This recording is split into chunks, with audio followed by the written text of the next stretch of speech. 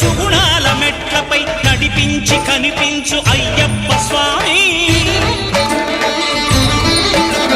మకర సంక్రాంతి సజ్జోతివై అరుదించి మహిమలను చూపించు మణికంఠ స్వామి.